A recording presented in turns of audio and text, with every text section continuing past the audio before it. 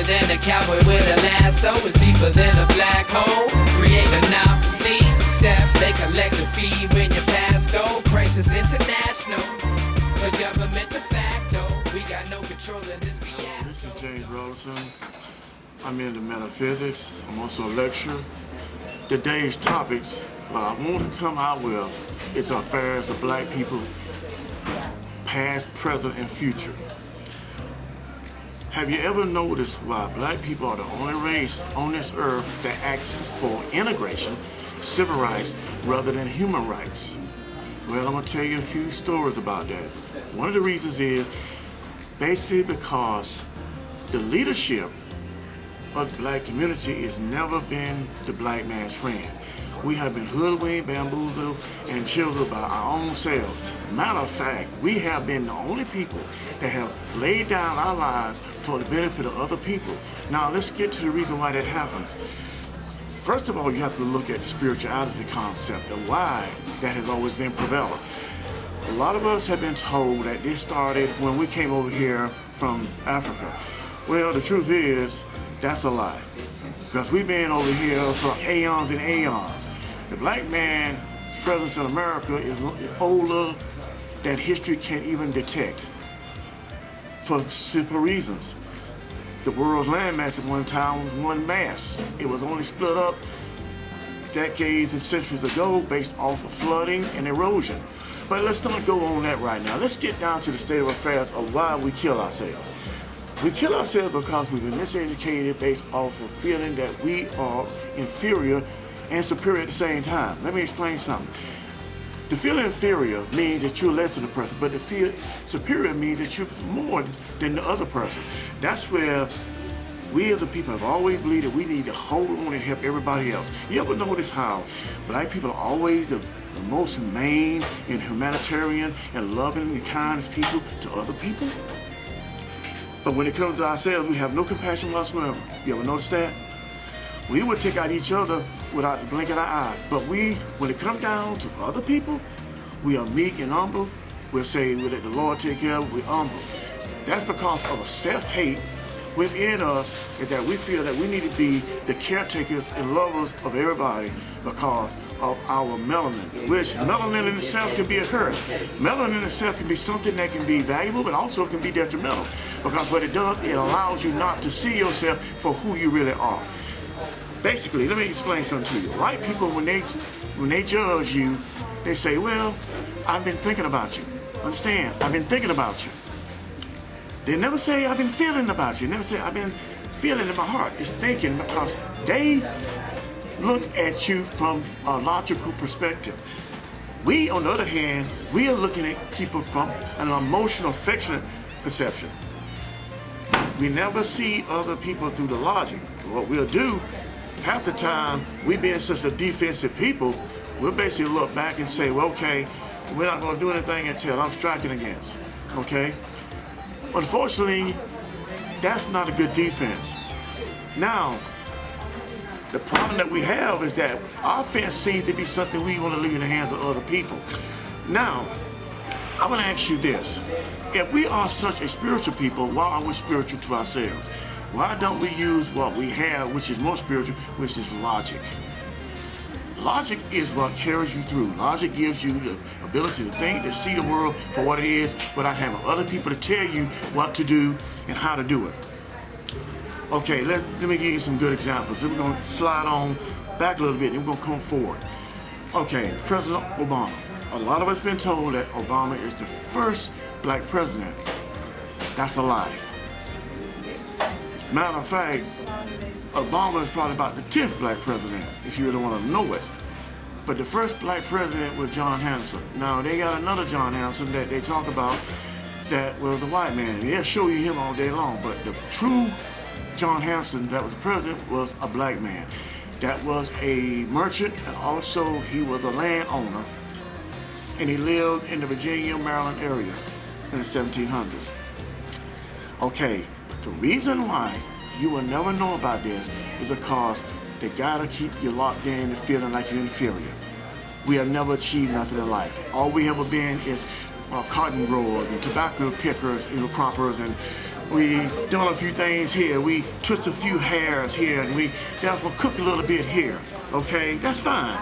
But the mere fact is that the black man lineage is so old until it can't even be calculated. But see, the education of us has been held back from us by ourselves. Not by the white man, not really. The white man knows your history. He doesn't care if you know it or not. It's not him that's holding us back, it's ourselves. And that's what I'm going to talk about today. The Uncle Toms, the bullshitters, the pseudo lackeys, and all these people that have arrived in this country through integration. Okay, integration. Let's get on that right now. Integration has been the death of black people.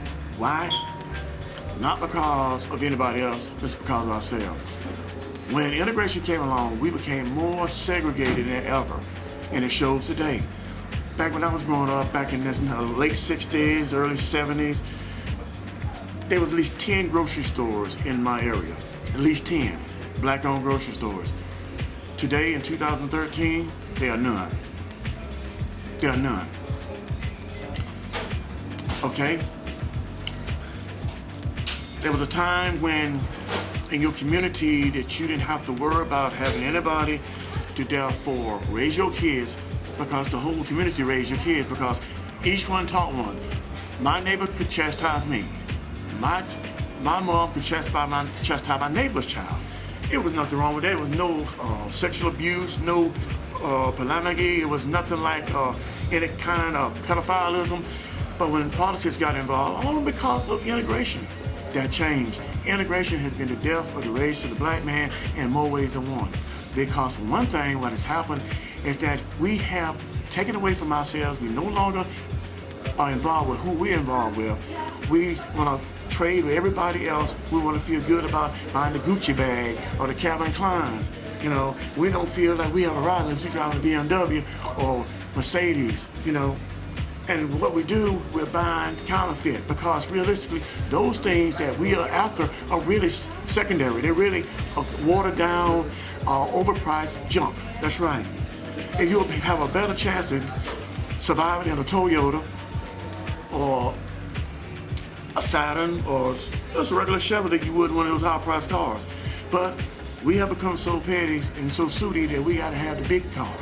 And furthermore, we don't love each other. I mean, I was just talking the other day to my wife about how we don't love each other until we did. The only time that we love one another is when we did. Families only are involved with one another when either they're sick or dead. The funeral is a big charade. You got people that you come to their funerals that you haven't seen in 30 years. You wouldn't give them 15 cents if they were starving, but you'll spend $100,000 if you got that much or whatever on flowers and food and, you know, caskets and ceremonies, which is worthless. Why do we do that? Why do we do it? Because we've been programmed by segregation. Segregation. I got you. Let's think about it. What has segregation given us? Has it given us freedom? Do we have any power? No. We are one of the richest people in the world. They're what the poorest. Have a lot. We have a lot of money, but have no power. I hear brothers always talking about, I got the power, I got the power. You know, I'm all about the money. You all about the money? Do you know what the value and the vicinity and veracity of money is? Do you know who controls it? Do you understand that a dollar? Let me show you something about a dollar. A dollar bill. Okay, let me show you something about a dollar bill. Before 1933, the dollar bill was backed up by gold. That's got in God we trust, okay?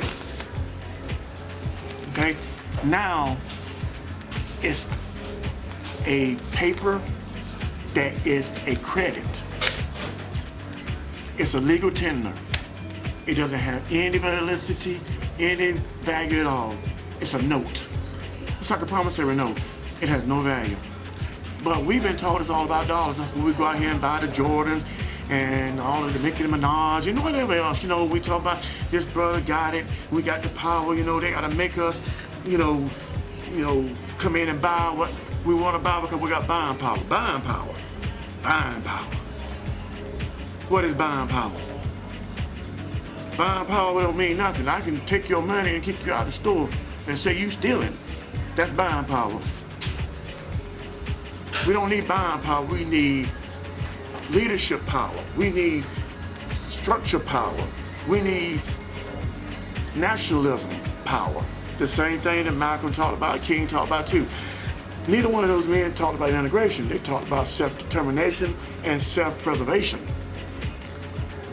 Assimilation was not a part of it.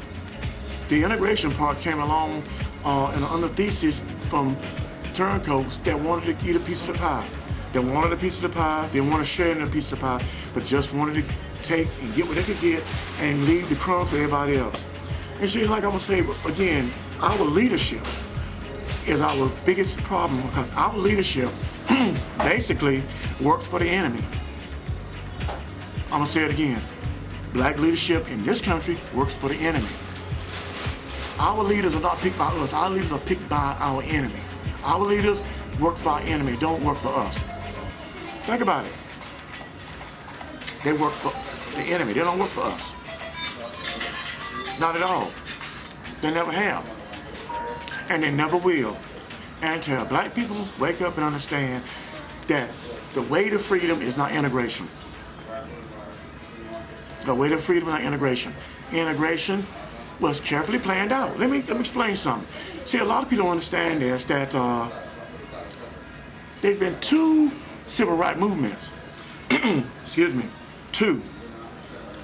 The first civil rights movement was in 1865. Excuse me, 1865. At the end of the Civil War.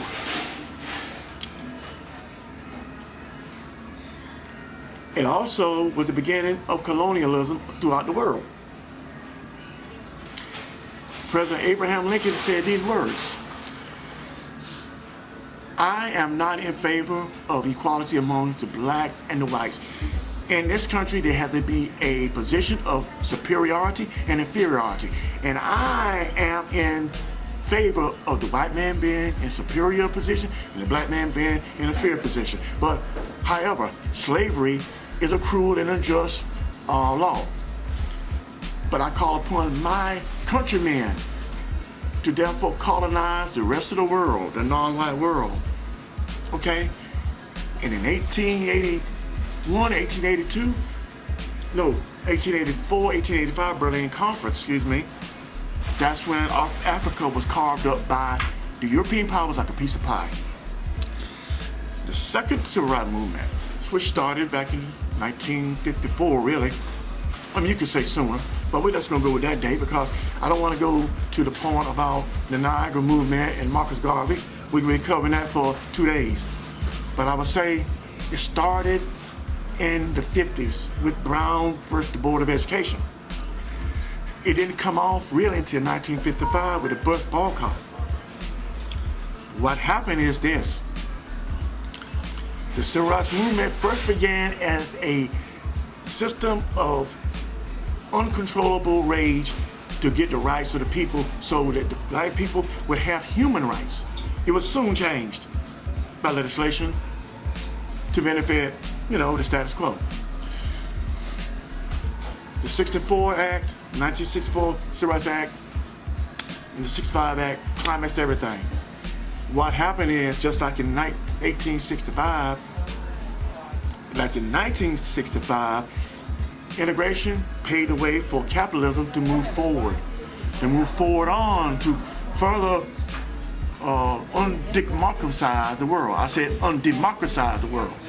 We don't have democracy in this world anywhere. There's no such thing as democracy. Unless you want to talk about Cuba, maybe. Other than that, there's no democracy. So what happened is, we as a people have been bamboozled thinking that we're going forward, we're taking 15 steps backwards. 15 steps backwards, thinking that the world has grown and things have been forgiven. We have overcome. Nobody can do anything to us. You can't change us. You can't hurt us any longer. Trayvon Martin, is that good for you? Trayvon Martin, remember him? Okay. Rodney King, O.J. Simpson, Tawana Brawley, James Byrd, Emmett Till. We don't need to name anymore. How many of us have got to be killed and murdered and maimed before we understand ain't nothing changed? Everything's still the same. It's just a new price tag on it. Just a new spin. But we can't do it because our leaders continue to push us down that dream and say anything's gonna get better. And just sit back and wait on the Lord. You have to understand something. You got it all wrong. Spiritually, we are corrupt as well. We don't understand spirituality. Spirituality doesn't mean sitting back doing nothing. Remember what they say, faith without works is dead. That's us. Faith without works is dead. We sit back doing nothing, but just letting our faith take care of us. You know what?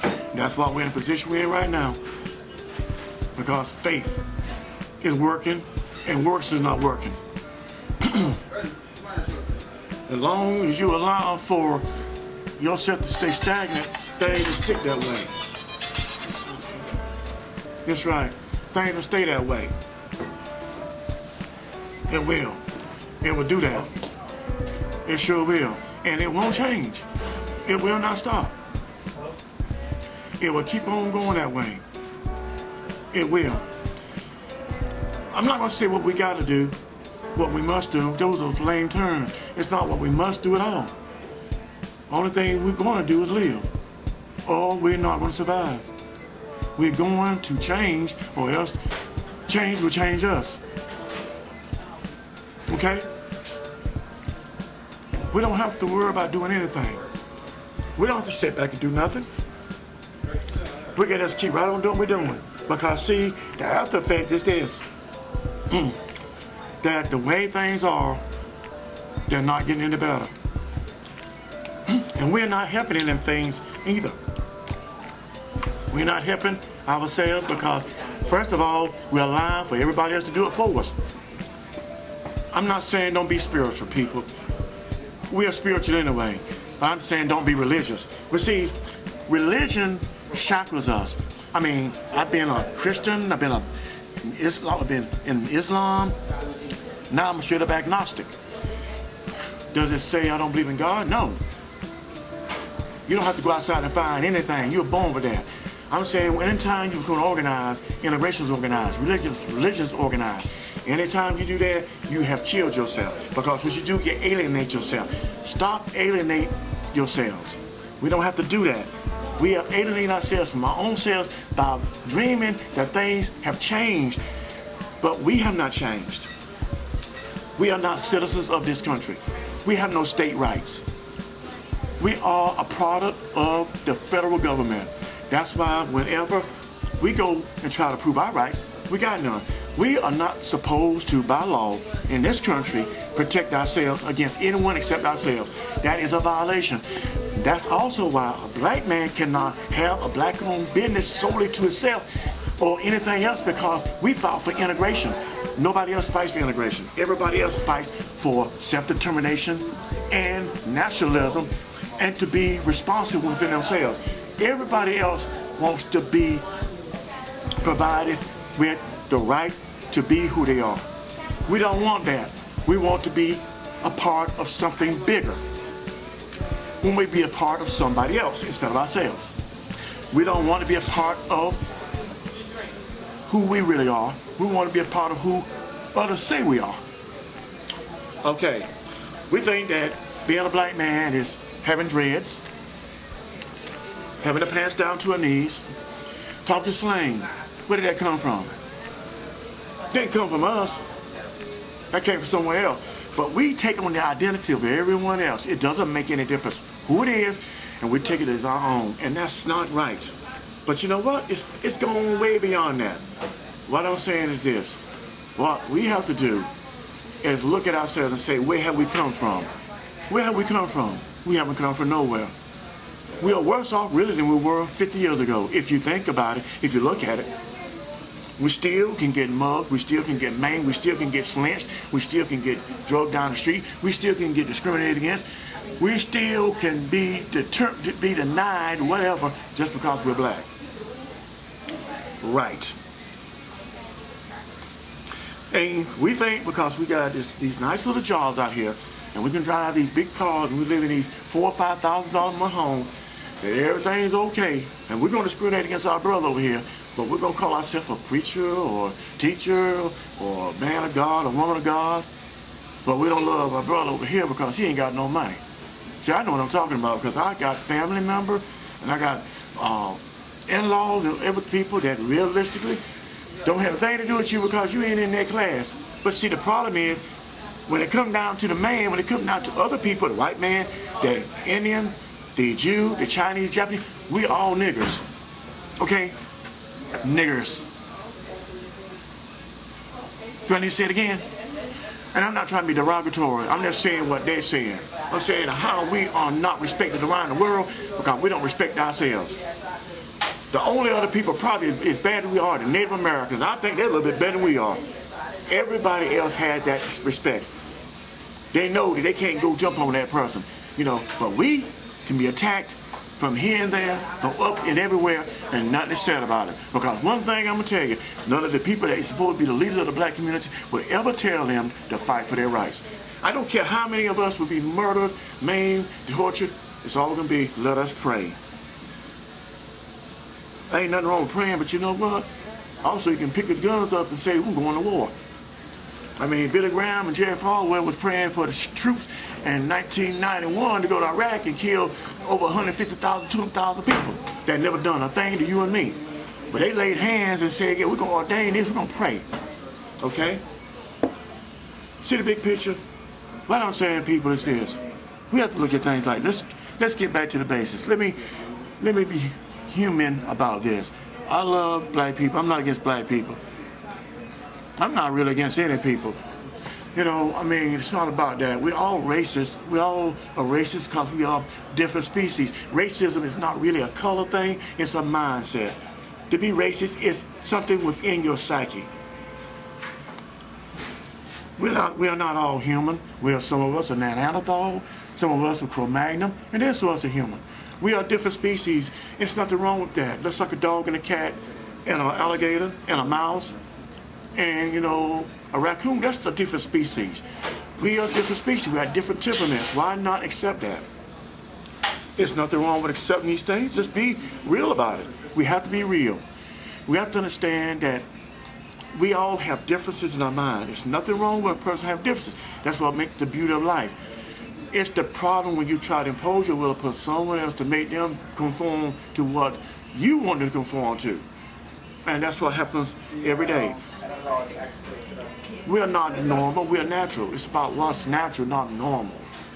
It's natural for some people to wear a hat indoors. It's natural for some people to wear short-sleeve shirts. It's natural for some people to spit out the left side of their mouth. It's natural for some people to be right-handed, some to be left-handed. It's natural for some people to like spaghetti. It's natural for some people to like pasta, or peanuts. It's natural for some people to not like seafood. It's natural for some people to like seafood.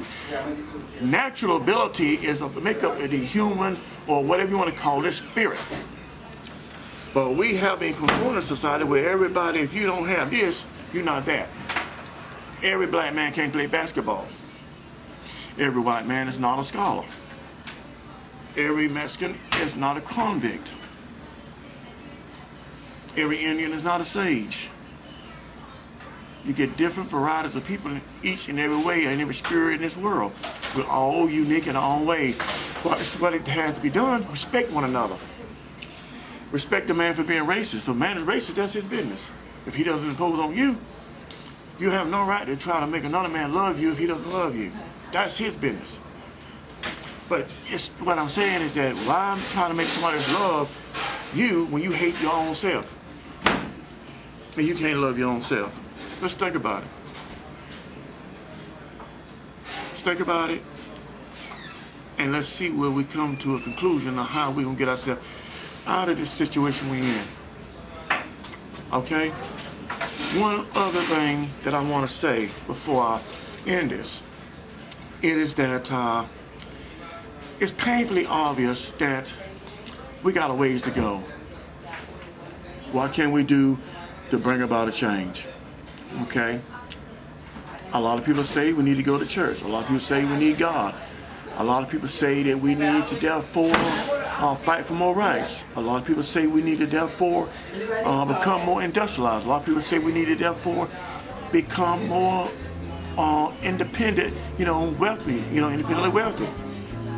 Those things may be true. I mean, I'm not saying you can't go with those things, but there's one thing we miss. How about finding out who we are? You find out who you are, you find out God and everybody else, whatever you believe in. You find out who you is, you find out yourself, you find out everything else. Peace, brothers and sisters. Take care.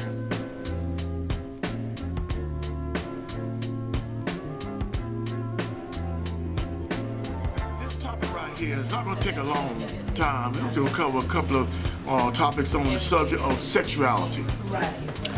And how sexuality plays a big part as far as our society. And I'm gonna hit it right on the head. And this comes down to where civil rights has been twisted and geared towards internationalism instead of, nationalism. Okay, it was at first something that the black man was given civil rights to protect him from the ills of society, from the lynchings and the horrific crimes that we had went through for years.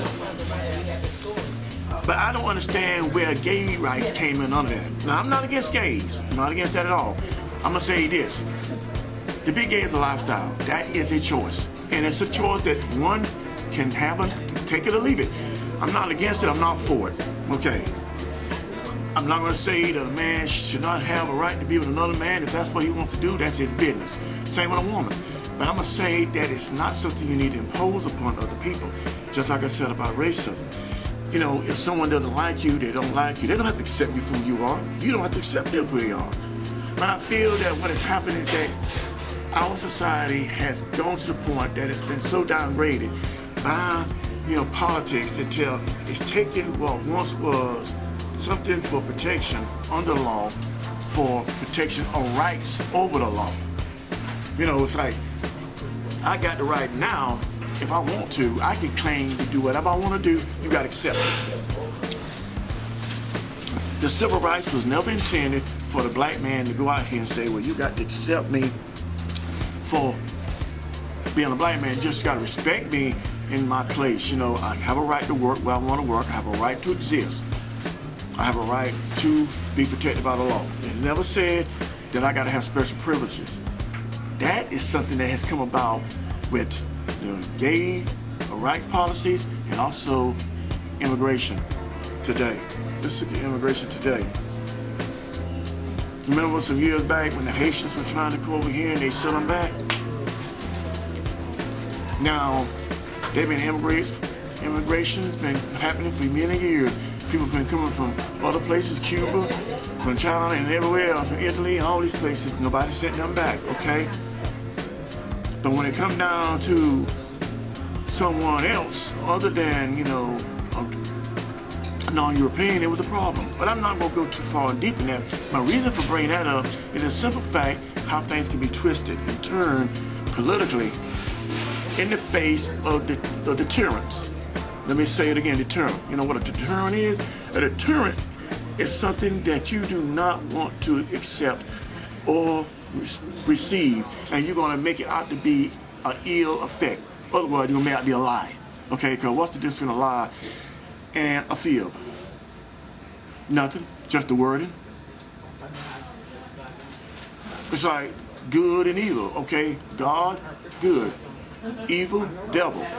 You take the D off of evil, off of the devil, you get evil. You take an O out of good, you get God. So you have to look at the wordings to change how things are worded. Things are worded, it's like modification of the verb to therefore throw you off track. If you want to look at civil rights, how civil rights has affected us, look at the food chain. Okay, now I'm going to get some. Me and a brother just talking about today about MSG. MSG has 15 to 20 different names and we don't even know half of them. You go in a grocery store, you look at MSG, if you don't understand what it means, it's spelled out monosodium glutamate. Monosodium glutamate. They don't usually put MSG up there. anymore because you're looking for it. So they spit out monosodium glutamate, or yeast extract, or something else, or BHT, or HA. What I'm alluding to about the civil rights is that civil rights is just not a ethnical thing or racial thing, it's a political thing. It dictates our life as far as the food we eat, it takes our life as far as the clothes we wear, it dictates our life as far as how we look, how we feel, how we think. In each and every way, it has a bearing on us. We think that civil rights was just based off of our rights. No, civil rights was a Pandora box opening up for the capitalist society to therefore to import and export their goods. It's called GNP, gross national product, where you take a tree and you make a table, a TV, and a boat out of it. You get 3 products out of one thing. That's the gross national product. Gross national product: wood, a TV, a table, and a boat. Or you can make a pair of shoes out of what they want, they're wooden shoes, wooden teeth, or what have you.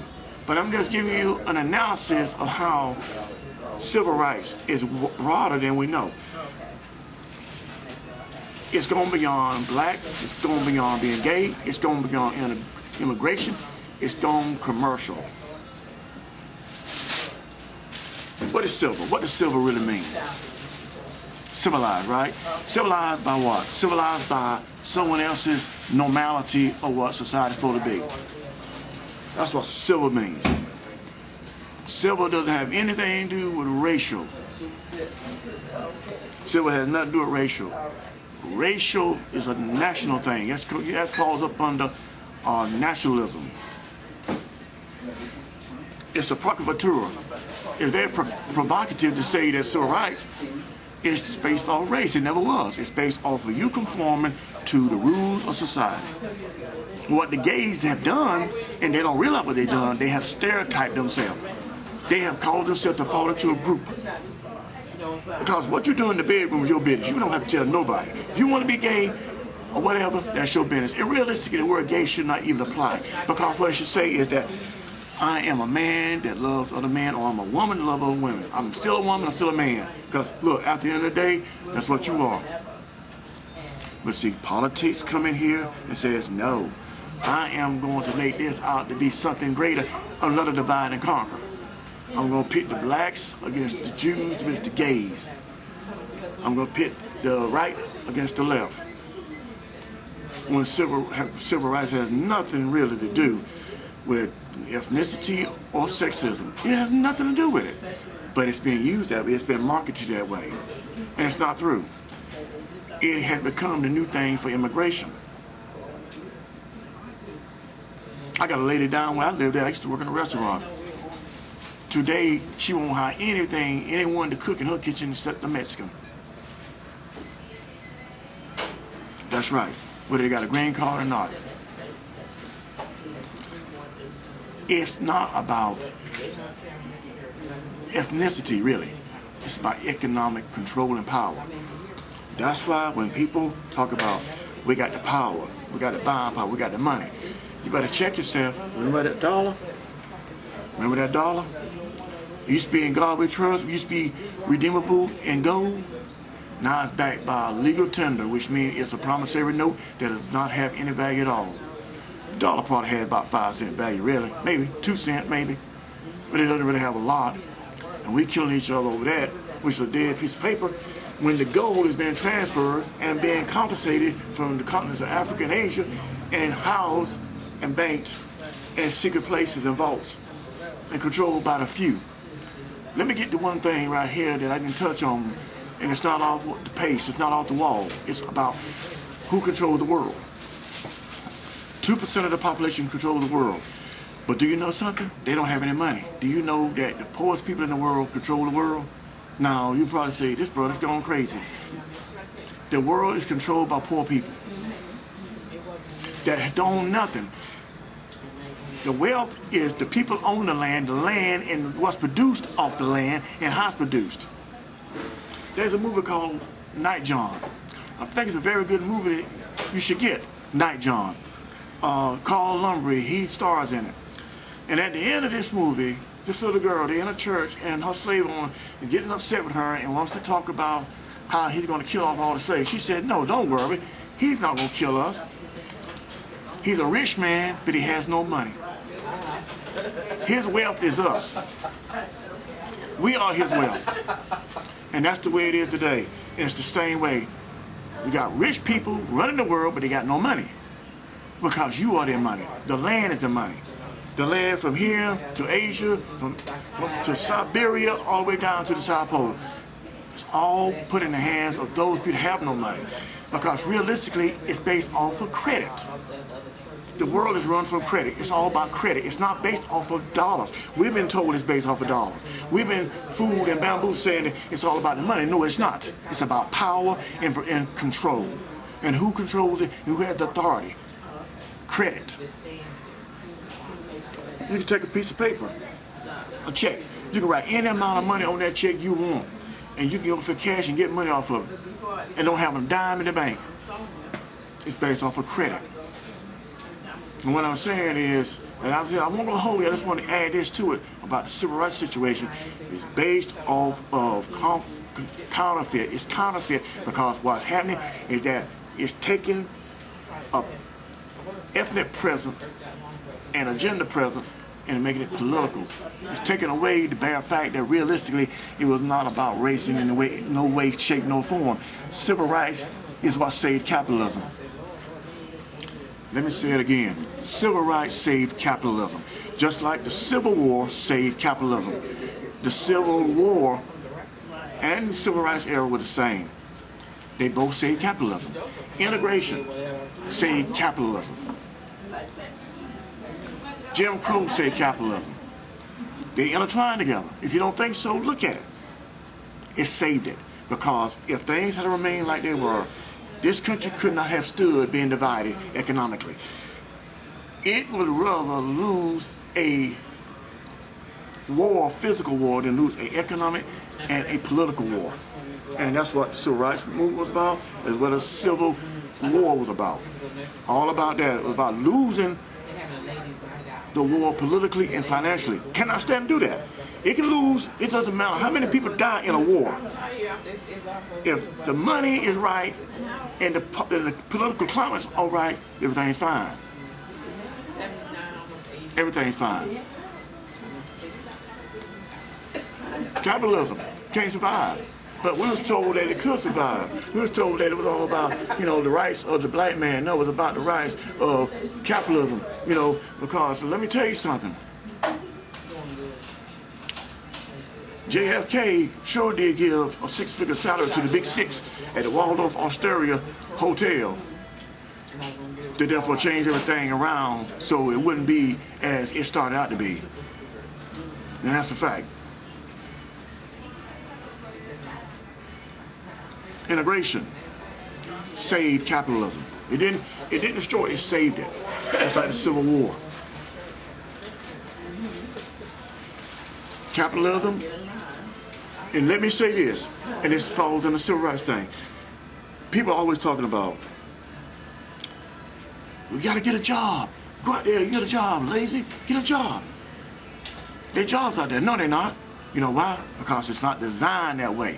People say, no, we're gonna make more jobs. In a capitalist society, you can only have so many jobs.